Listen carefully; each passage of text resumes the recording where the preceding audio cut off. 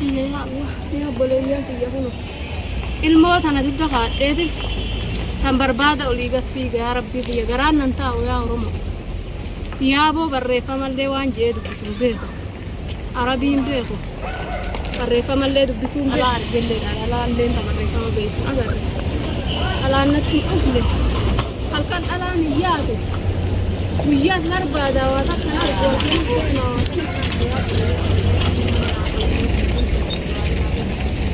ilmooti jata isaa ba'utti jira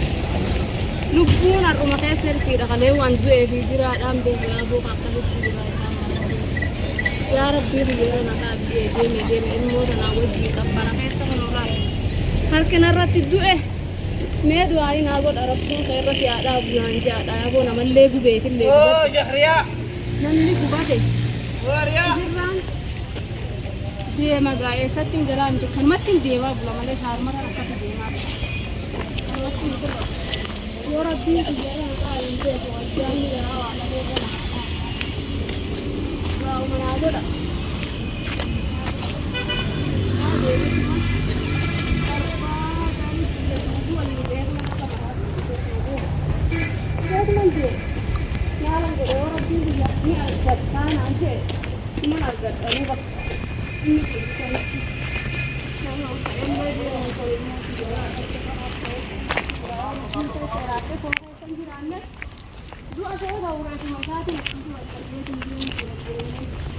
Yo questo irado watch. Questo è una guarda.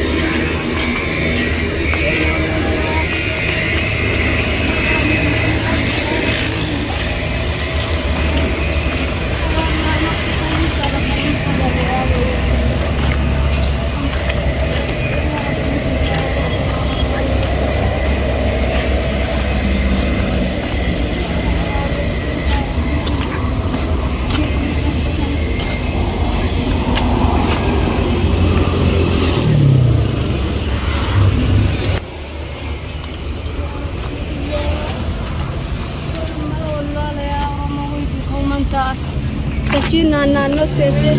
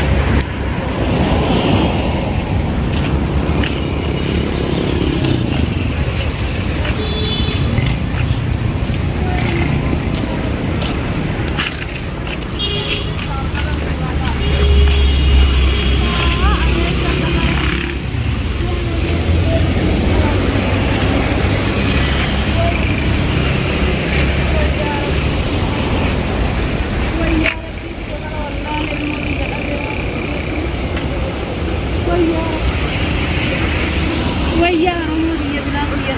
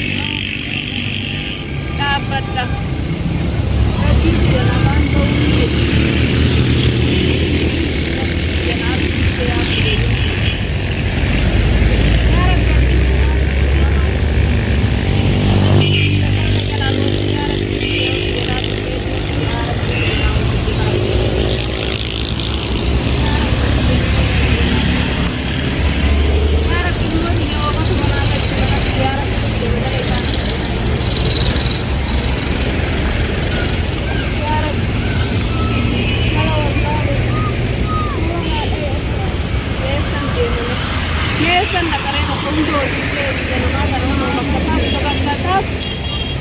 tak kamanginan lang ko rin dito berbagi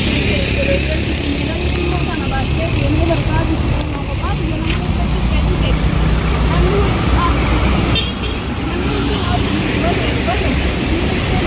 budget pulau aman itu akan sangat pilih beta